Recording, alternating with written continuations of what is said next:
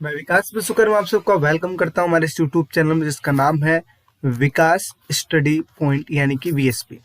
सो दोस्तों, इस वीडियो में हम बात करने वाले हैं 11th क्लास का हिस्ट्री जो चल रहा था, चैप्टर हमारा 7 जिसका नाम है बदलती हुई संस्कृत परंपराएं। फर्स्ट पार्ट ऑलरेडी अपलोडेड है, अब हम बात करेंगे सेकंड पार्ट का। तो जिन बच्चों ने नहीं देखा है जाकर फटाक से देख लीजिए, क्योंकि वो पार्ट बहुत ही ज़्यादा इंपॉर्टेंट है। अगर आप वो नहीं देखोगे तो सेकंड पार्ट आपको समझ में नहीं आएगा। लास्ट का जो पार्ट था हमने सारा चीज़ कंप्लीट कर लिया था ऑलमोस्ट, ठीक है। अब उसके हम आगे बढ़ते हैं। अब यहाँ पे हम नई चीज़ देखेंगे, अगला जो हमारा टॉपिक है उस चीज़ को देखेंगे, ठीक है। अब एक बार लास्ट टॉपिक भी देख लेते। लास्ट टॉपिक क्या था? तो हमारा जो लास्ट टॉपिक था मानवतावादी विचार की विशेषता थी, ठीक है। तो यहाँ चीज़ कंप्लीट हो चुका था। अब हम इसके आगे बात करेंगे।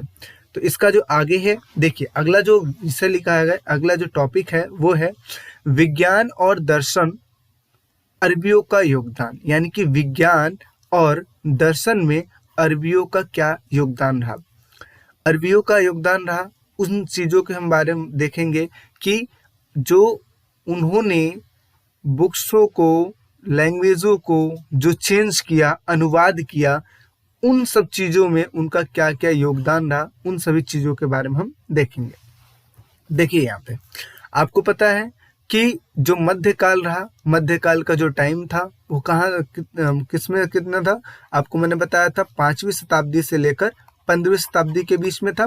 तो यही लिखा है कि पूरे मध्यकाल में ईसाई गिरजाघरों और मठों के विद्वान यूनानी रोमन विद्वानों की कृतियों से परिचित थे। मतलब जो मध्यकाल के जो विद्वान थे, जो कि गिरजाघर में रहते थे और जो मठों में रहते थे, वो यूनानी और रोमन विद्वानों की जो कृतियां थी, जो उनकी रचनाएं थी, उन सब चीज से परिचित तो थे, लेकिन उस चीज का प्रचार प्रसार नहीं किए। मतलब क्या है, उस चीज को ज्यादा से ज्यादा बढ़ावा नहीं दिए, ठीक है। अच्छा, आगे क्या लिखा है? 14वीं शताब्दी में अनेक विद्वानों ने प्लेटो, अरस्तु के ग्रंथों से अनुवादों को पढ़ना शुरू किया, ठीक है। यानी कि 14वीं सदी में अनेक जो विद्वान आए, जैसे प्लेटो, अरस्तु के जो ग्रंथ थे उनके अनुवादों को पढ़ना स्टार्ट किया। और इसके लिए वे अपने विद्वानों के ऋणी नहीं थे। क्यों नहीं थे? क्योंकि भाई वो परिचित तो थे, पहले के जो विद्वान थे उनकी कृतियों से परिचित तो थे, लेकिन उन्होंने उस चीज का अनुवाद नहीं किया। और जब अनुवाद नहीं किया तो जाहिर सी बात है उनके ऋणी क्यों रहेंगे। अगर आप वो अनुवाद कर लेते और अनुवाद करने के बाद वो अनुवाद अगर करते तो जाहिर सी बात वहाँ की जनता उस चीज को पढ़ती, वहाँ के लोग उस चीज को पढ़ते, तो सब समझ पाते, ठीक है। लेकिन उन्होंने इस चीज को किया तो है नहीं, परिचित तो थे लेकिन किया तो है नहीं। लेकिन इस चीज को किया किसने था? इस चीज को वहाँ के अरब के अनुवादकों के ऋणी थे, यानी कि जो अरब देश के जो अनुवाद करता थे उन्होंने अनुवाद किया था और वहाँ की जनता उनकी ऋणी थी, ठीक है। इतनी बात समझ में आ गई। आगे, जिन्होंने अतीत की पांडुलिपियों का संरक्षण, अनुवाद सावधानी पूर्वक किया था। आगे, एक और यूरोप के विद्वान यूनानी ग्रंथों के अरबी अनुवादों का अध्ययन कर रहे थे, वहीं दूसरी ओर यूनानी विद्वान अरबी और फारसी विद्वानों की कृतियों को अन्य यूरोप लोगों के बीच प्रसार के लिए अनुवाद कर रहे थे। यानी कि जो अरब देश के थे, जो यूनान के जो विद्वान थे, इन्होंने अरबी भाषा और फारसी जो विद्वान थे उनकी जो कृतियां थी, कृतियों को अनुवाद करना स्टार्ट कर दिया। और अनुवाद करने की वजह से वो यूरोप के जो लोग थे, यूरोप के लोग उस चीज़ों को भी पढ़ना शुरू कर दिए और जिसकी वजह से प्रसार होने लगा, ठीक है। अच्छा, ये ग्रंथ प्राकृतिक विज्ञान, गणित, खगोल विज्ञान, औषधि विज्ञान, रसायन विज्ञान से संबंधित थे, ठीक है। ये जो ग्रंथ थे इन सब चीज़ों से संबंधित थे। अच्छा, आगे, मानवतावादी अपनी बात लोगों तक तरह तरह से पहुंचाने लगे थे, ठीक है। और जिसका एक जरिया तो आपको पता है अनुवाद हो गया, अनुवाद की वजह से पढ़ने लगे थे। आगे, यद्यपि विश्वविद्यालयों में पाठ्याचार्य पर कानून, आयुर्विज्ञान और इसके अलावा धर्मशास्त्र का दबदबा रहा, फिर भी मानवतावादी विषय धीरे धीरे स्कूलों में पढ़ाया जाने लगा था। आगे, और यह सिर्फ इटली में ही नहीं बल्कि यूरोप के अन्य देशों में भी स्थापित हुआ। अब चलिए एक फटाक से आप क्वेश्चन बताइए कि सबसे पहले जो विश्वविद्यालय जो स्थापित हुआ था वो कहाँ स्थापित हुआ था? और जिन बच्चों ने फर्स्ट पार्ट देखा है इसका, ठीक है, पार्ट फर्स्ट देखा है, वो इजीली इस चीज का जवाब दे पाएंगे। ठीक है, जल्दी से आप कमेंट सेक्शन में बताइए इस चीज को। आई होप ये चीज समझ में आ गया होगा। ये देखिए जो चीज मैं बता रहा हूँ ये सारा एनसीईआरटी बेस पे मैं बता रहा हूँ। ठीक है, अभी इसकी जो क्वेश्चन आंसर की जो सीरीज है ना, ये अभी बाकी है, इस चीज को याद रखिएगा। आप हमारे टेलीग्राम से ज्वाइन हो जाइए। ठीक है, टेलीग्राम से आप ज्वाइन हो जाइए, और या फिर आपको डिस्क्रिप्शन में नंबर दे देता हूँ अपना, आप मुझे व्हाट्सएप पे मैसेज कर दीजिए। वहाँ पे जब मैं इसका क्वेश्चन आंसर की जो सीरीज है वो बना दूंगा, वो आपके पास सेंड कर दूंगा। उस पर भी वीडियो में बनाऊंगा कि किस हिसाब से क्वेश्चन इसमें से पूछे जाएंगे। ये जितनी भी चीजें मैं आपको पढ़ा रहा हूँ ये बुक के बेस पे पढ़ा रहा हूँ, ताकि आपको बुक वाला भी चीज समझ में आए। जो इंपॉर्टेंट चीज है वो सारी चीज में समझाने की कोशिश कर रहा हूँ। ठीक है, आई होप समझ में आया होगा। बढ़ते हैं हमारे अगले टॉपिक की ओर। अगला टॉपिक क्या लिखा है, कलाकार और यथार्थवाद। ध्यान से समझिएगा, कलाकार क्या होता है। कला, वास्तुकला ग्रंथों ने मानवतावादी विचारों को फैलाने में प्रभावी भूमिका निभाई थी। जो मानवतावादी है ना, मानवतावादी तो मैंने आपको बताया था, इन्होंने कला, वास्तुकला और ग्रंथों को विभिन्न जगहों पर फैलाने में महत्वपूर्ण भूमिका निभाई थी। पहले के कलाकारों द्वारा बनाए गए चित्रों के अध्ययन से नए कलाकारों को प्रेरणा मिली। पहले के जो कलाकार थे, जो जिसने चित्र जो बनाई थी, जिसकी वजह से जो नए कलाकार थे वो सीखेंगे। ठीक है, जाहिर सी बात है, जो पहले जो हुआ था उससे हम सीख ही लेते हैं। आगे, रोम साम्राज्य के पतन के 1000 साल बाद भी प्राचीन रोम और उनके उजड़े नगरों के खंडहरों में कलात्मक वस्तुएं मिली थी। यानी कि जो खंडहर थे, खंडहरों में से भी बहुत सारी ऐसी वस्तुएं मिली थी जो कि एक कलात्मक के रूप में जानी जाती थी। आगे, बेल्जियम मूल के एंड्रियस वेसिलियम पादुआ विश्वविद्यालय में आयुर्विज्ञान के प्राध्यापक थे। ठीक है, यानी कि ये नाम है, ठीक है, और ये विद्यालय का नाम है, और वहां पे ये आयुर्विज्ञान के प्राध्यापक रहे थे। आगे, ये पहले व्यक्ति थे जिन्होंने सूक्ष्म परीक्षण के लिए मनुष्य के शरीर का चीड़ फाड़ किया था। ठीक है, इस बात को याद रखिएगा। वैसे आगे मैं भी इस चीज को मैंने डिनोट कर रखा है ताकि आपको ये चीज याद हो पाए, क्योंकि इस चीज को याद रखिएगा, क्योंकि ये पहले ऐसे व्यक्ति थे जिन्होंने सूक्ष्म परीक्षण के लिए मनुष्य के शरीर का चीड़ फाड़ किए थे। और इसी समय में आधुनिक शरीर क्रिया विज्ञान का प्रारंभ हुआ था। अच्छा, नेक्स्ट क्या लिखा है कि रेखा गणित के ज्ञान से चित्रकार अपने चित्र को अद्भुत रूप देने लगे थे। अब रेखा गणित का ज्ञान होने लगा, जिसकी वजह से वो जब अब चित्र बनाया करते थे उसको एक नया आकार दे सकते थे, नए अच्छे तरीके से। आपको पता है कि जब आप कोई भी चित्र बनाते हो और उसमें जब आप इंस्ट्रूमेंट का यूज करते हो, मतलब स्केल का यूज करते हो, ठीक है, रेखा गणित का यूज करते हो, तो जाहिर सी बात है अद्भुत चीज बनती है। तो इसी वजह से जब रेखा गणित का उनको ज्ञान होने लगा तो जो चित्र बनने लगी वो अद्भुत बनने लगे। आगे, लेप चित्र के लिए तेल के एक माध्यम के रूप में प्रयोग ने चित्रों को पूर्व की तुलना में अधिक रंगीन और चटक बना दिया। इसका मतलब क्या हुआ, आपको पता है कि जैसे एक कोई चित्र है, कोई भी चित्र होता है, आप उसको ना स्केच कर देते हो, आप क्या करते हो, उसको बना देते हो। आप जब उस चीज को बनाते हो तो अगर आप उसमें कलर फीड मत करो तो क्या अच्छा लगेगा तो अच्छा, लेकिन उतना अच्छा नहीं लगेगा जितना कि कलर वाला अच्छा लगेगा। तो ऐसे ही जब लेप चित्र आ गया था और इसका जब प्रयोग होने लगा था तो पहले की तुलना में जो चित्र थे वो और अच्छे हो गए थे। आगे, उनके अनेक चित्रों में दिखाए गए वस्त्र डिजाइन और रंग योजन में चीनी फारसी चित्रकला का प्रभाव दिखाई देता है, और जो उन्हें मंगोलों से मिली हुई थी। ठीक है, यानी कि जो भी वो चीज यूज करते थे, जो भी डिजाइन यूज करते थे, जो भी रंग यूज करते थे, वो चीनी फारसी चित्रकला का प्रभाव दिखाई देता था, और जो कि किससे मिलता जुलता था, मंगोलों से मिलता जुलता था। आगे, इस तरह शरीर विज्ञान और रेखा गणित, भौतिक और सौंदर्य की उत्कृष्ट भावना ने इतावली कला को नया रूप दिखाया। ठीक है, नया रूप दिखाया, और इसी चीज को क्या बोल दिया गया, यथार्थवाद कहा गया। क्या किस चीज को किया गया, जो शरीर विज्ञान है, जो रेखा गणित है, भौतिक और सौंदर्य की उत्कृष्ट भावना ने इतावली कला को नया रूप दिया, जिसे ही क्या बोल दिया गया, यथार्थवाद बोल दिया गया। अब ये इतावली क्या है, इतावली जो बोल रहे, एक तरीके से मान लो इटली समझना, ठीक है ना, इटली, इस चीज को समझना। ठीक है, इटली के कला को एक नया रूप दे दिया था, और इसी को क्या बोल दिया गया था, यथार्थवाद बोल दिया गया था। यथार्थवाद की परंपरा 19वीं शताब्दी तक चलती रही है। ठीक है ना, इस चीज को आप याद रखिएगा। तो ये हो गया। नेक्स्ट टॉपिक की बात कर लेते हैं। अगला जो टॉपिक है इटली की वास्तुकला। तो यहाँ पे देखिए 15वीं शताब्दी में रोमन के शहर के पुनरुत्थान के साथ इतावली वास्तुकला का विकास हुआ था, मतलब इटली की वास्तुकला का विकास हुआ था। ठीक है, रोम के खंडहरों को पुरातत्वविदों द्वारा सावधानी पूर्वक खुदाई की गई थी और इसने वास्तुकला में एक नई शैली को प्रेरित किया था, शाही रोमन शैली का पुनरुत्थान, जिसे शास्त्रीय कहा गया। यानी कि जब खुदाई हुई थी, खुदाई जो सावधानी पूर्वक की गई थी, जिसकी वजह से वहां पे बहुत सारी चीजें मिली थी और इसने वास्तुकला में एक नई शैली को प्रेरित किया था, नई शैली को प्रेरित किया था और शाही रोमन शैली का पुनरुत्थान हुआ था। यानी कि दोबारा, पुनरुत्थान का मतलब क्या होता है, दोबारा से डेवलपमेंट होना, दोबारा से उसको बनना। ठीक है, और इसी को क्या बोल दिया गया था, शास्त्रीय कहा जाता था। ठीक है, अच्छा, 15वीं शताब्दी में रोम नगर को अत्यंत भव्य रूप से बनाया गया था, यानी कि बहुत ही अच्छा बनाया गया था। यहाँ अनेक भव्य भवनें, इमारतों का निर्माण किया गया था। ठीक है, 15वीं शताब्दी में रोमन नगर को अच्छा बनाया गया था, यानी कि भव्य बनाया गया था और अनेक प्रकार के भवनों और इमारतों का निर्माण किया गया था।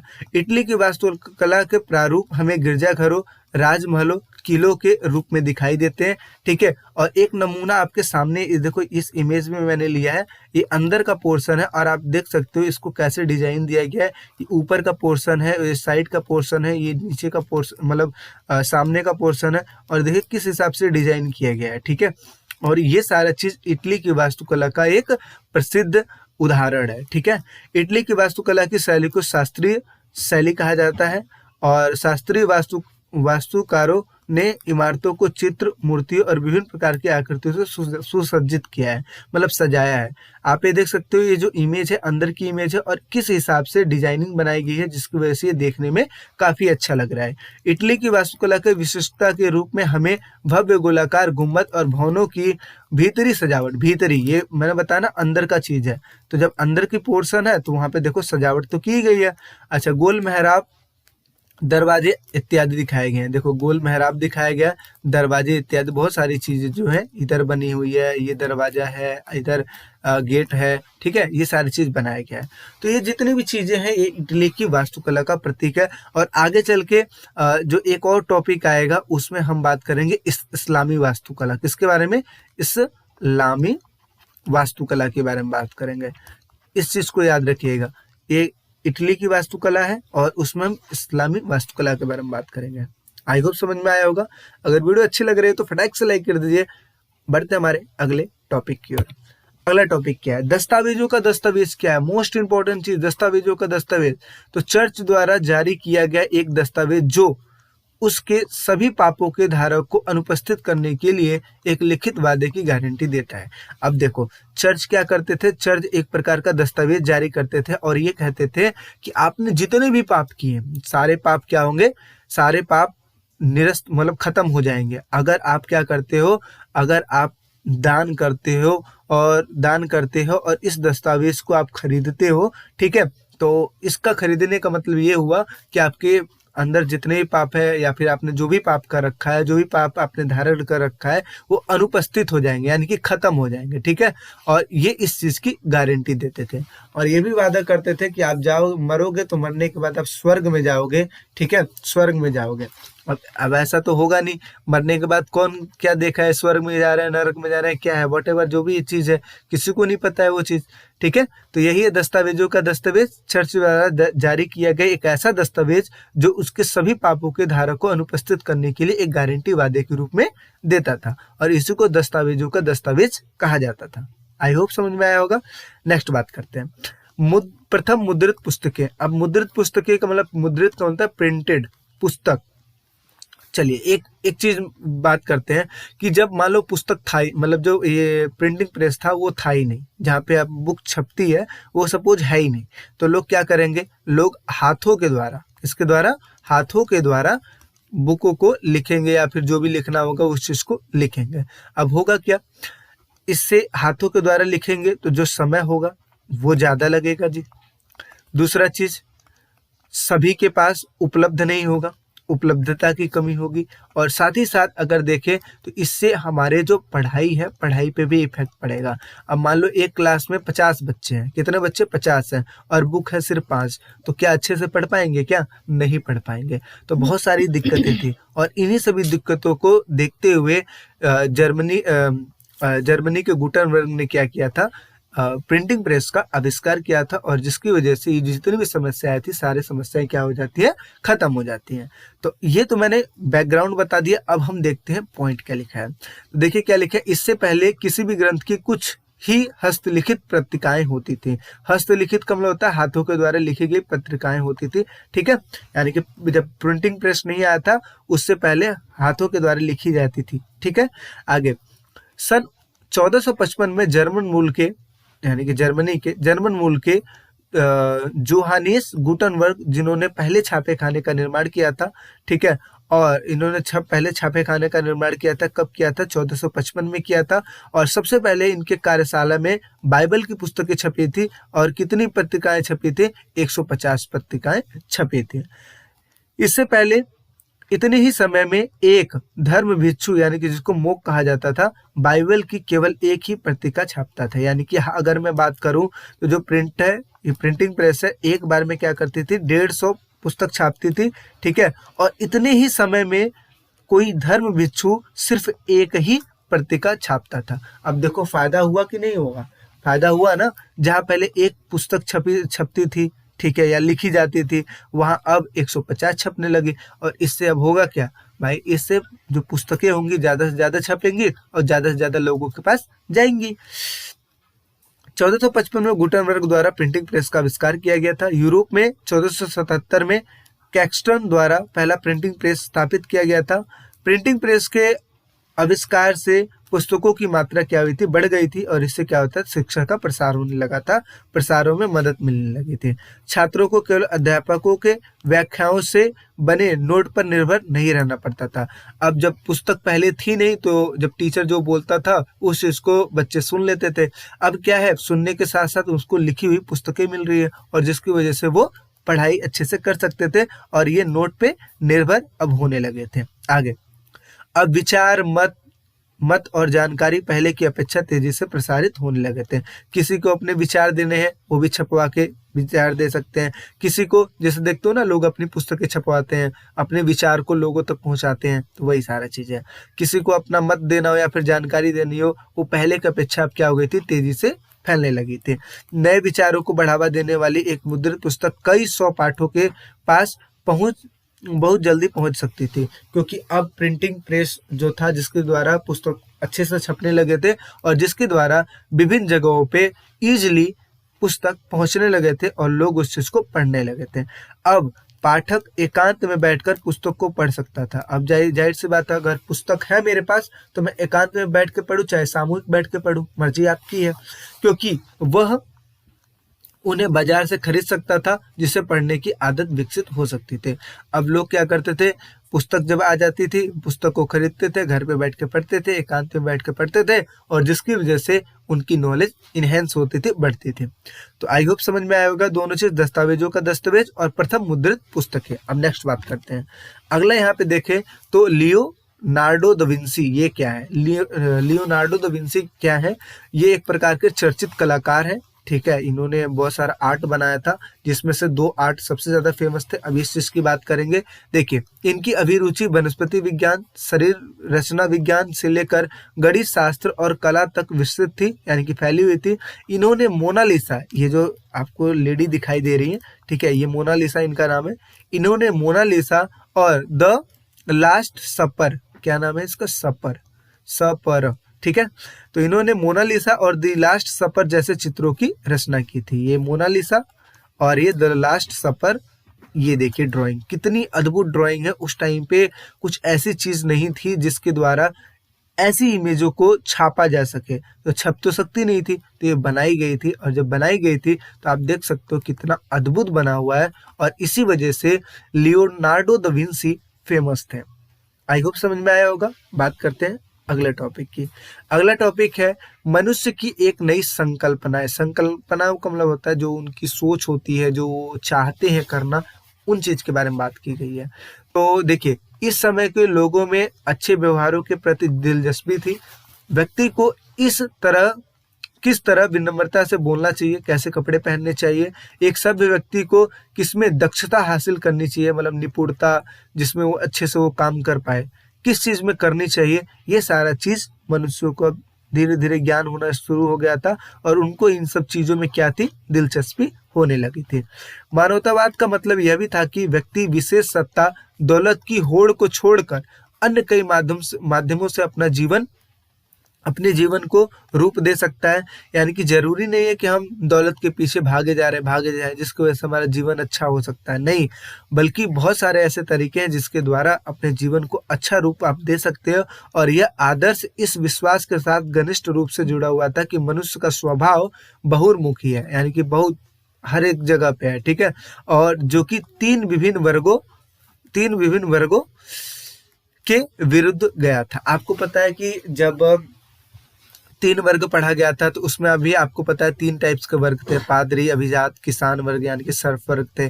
इससे पहले भी जब आपको पढ़ा गया था तो वहां पे भी आपने देखा था कि सामंती किसान हुआ करते थे, ठीक है, किसान वर्ग हुआ करते थे, राजा हुआ करता था। तो आपको पता है जाहिर सी बात है 3 वर्गों में डिवाइड थे, ठीक है, और ये सारा चीज किसने निकाला था, सामंती समाज ने निकाला था, पादरियों ने निकाला था।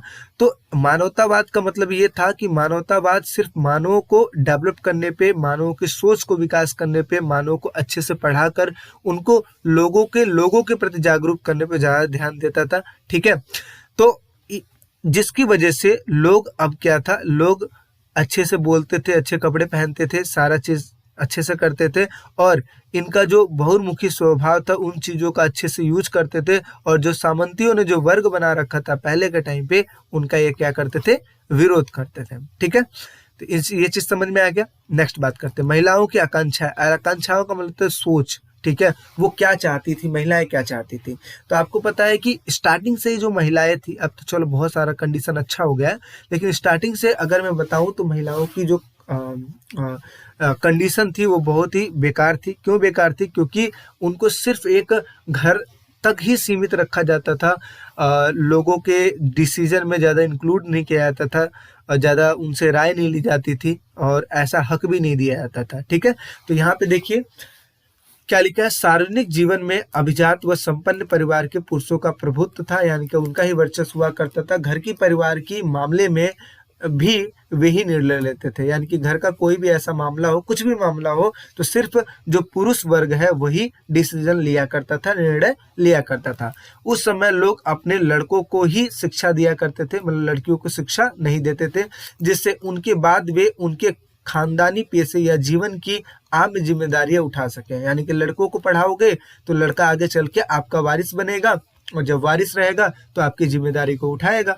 आगे महिलाओं को यह अधिकार नहीं था कि वे अपने पति के कारोबार को चलाने के बारे में कोई राय दे, ठीक है, कोई राय दे, यानी कि कोई भी कारोबार है उसमें अपनी राय नहीं दे सकती थी, खासकर लेट से। आमतौर पर सार्वजनिक जीवन में महिलाओं की भागीदारी बहुत ही सीमित थी, यानी कि लिमिट में थी। उन्हें घर परिवार को चलाने के रूप में देखा जाता था, ठीक है। आगे व्यापारी परिवारों में महिलाओं की स्थिति बहुत ही भिन्न थी, ठीक है, कुछ भिन्न हुआ करती थी, ज्यादा नहीं, बस कुछ भिन्न हुआ करती थी। दुकानदारों की स्त्रियां दुकानों को चलाने में प्राय उनकी सहायता करती थी। मान लो जिनके पास दुकान है अपना, तो उसमें क्या करती थी, स्त्रियों को घर से ही आप काम करना है दुकान का, तो जाहिर सी बात है स्त्रियों को उसमें शामिल कर लिया जाता था, लेकिन हर एक चीज में शामिल नहीं किया जाता था। नेक्स्ट का लिखा है कि व्यापारी और साहूकार परिवारों की पत्नियां परिवार के कारोबार को उस स्थिति से संभालती थी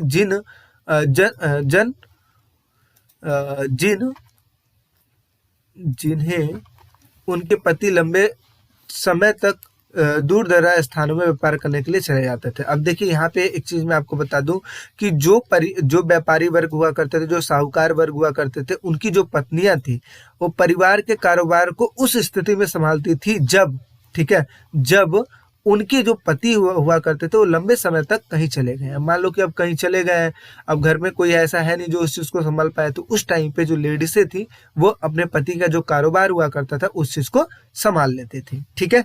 आगे क्या लिखा है, कुछ महिलाओं ने बौद्धिक रूप से रचनात्मक कार्य किए थे। जैसे कौन सा काम हुआ था जी, देखिए यहाँ पे लिखा है, वेनिस निवासी कसाद्रा फेर्डेले जो यूनानी और लातिनी भाषा की विद्वान थी, इन्होंने क्या किया था, अब कुछ ऐसी महिलाएं थी जिन्होंने बहुत सारा अच्छा काम किया था। कौन सा काम किया था? जैसे ये देखिए, वेनिस निवासी, वेनिस में रहने वाली एक लेडी थी जिनका नाम था कसांद्रा फेडेले, इनका नाम था। और इन्होंने क्या किया था, यूनानी और लातिनी भाषा की ये विद्वान हुआ करती थी। ठीक है, इसके अलावा मंटुआ की मर्चिसा इसाबेला दी इस्ते, जिन्होंने अपने पति की अनुपस्थिति में अपने राज्य पर शासन किया था, यानी कि ये जिनकी इमेज लगी हुई इनका नाम यही है। ठीक है, ये नाम थोड़ा सा अजीब है बट कोई नहीं, इस चीज को आप याद करके रखिएगा।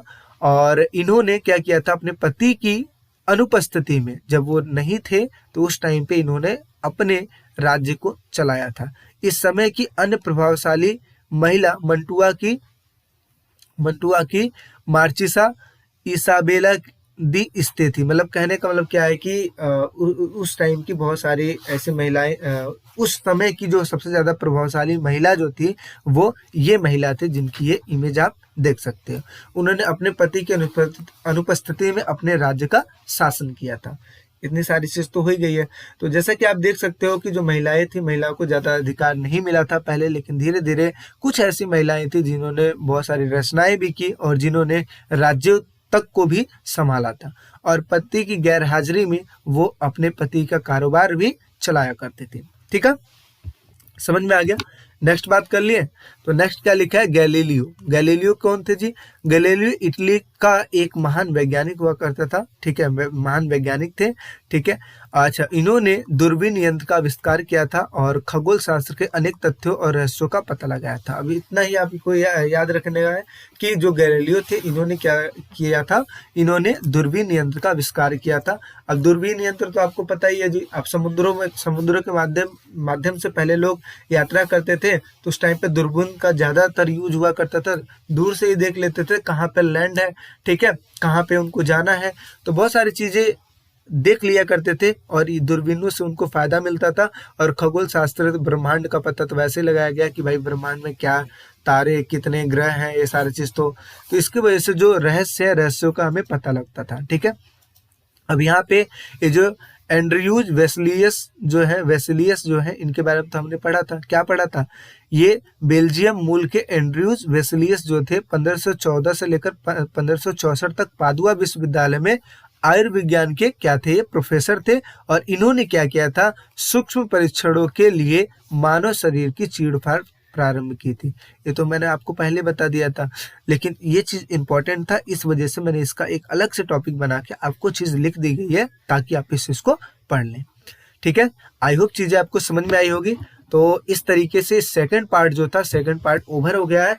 अब जो लास्ट इसका पार्ट आएगा, पार्ट जो थर्ड आएगा, इस थर्ड पार्ट में हम क्या करेंगे, इस चैप्टर को क्या है, हम ओवर कर लेंगे। ठीक है, इस चैप्टर को ओवर कर लेंगे। बाकी आप हमारे जो टेलीग्राम जो चैनल उस चीज से जुड़िए, उसमें आपको अपडेट मिलता रहेगा। और अभी जो टाइम है, अभी जस्ट आपका पेपर खत्म हुआ है और खासकर मेरा भी पेपर चल रहा था, तो उस टाइम पे क्या है, मैं वीडियो नहीं दे पा रहा था, इसलिए धीरे धीरे करके, नहीं एक दिन में तो 2 दिन में वीडियो जरूर मिल रही है आपको। अभी बहुत सारी ऐसी चीजें हैं जिसपे आपको टिप्स बतानी है मुझे, कैसे क्वेश्चन आंसर को करना, वो सारी चीज बतानी है। अभी थोड़ा सा टाइम हो जान दीजिए, 2-3-4 दिन, अभी न्यू ईयर का टाइम चल रहा है, थोड़ा पार्टी वार्टी का सीन है ना, क्योंकि आपको पता है न्यू ईयर आ रहा है, तो इस वजह से आप सब भी बिजी होंगे। तो जैसे ही ये हो जाता है 2-3-4 दिन, इसके बाद आपको बैक टू बैक वीडियो मिलेगी, सारी टिप्स पे, सारे क्वेश्चन आंसर पे, बहुत सारी चीज पे। ठीक है, बाकी डिस्क्रिप्शन में मेरा नंबर है, आप वहां से नोट्स भी ले सकते हैं और टेलीग्राम को ज्वाइन कर लीजिए तो ज्यादा ही अच्छा रहेगा। बाकी वीडियो अच्छी लगी तो लाइक कर दीजिए, अपने फ्रेंडों में शेयर कर दीजिए। बाकी आप नए हैं चैनल पे तो सब्सक्राइब कर लीजिए। मिलते हैं एक नेक्स्ट वीडियो में, अभी के लिए बाय बाय, टेक केयर।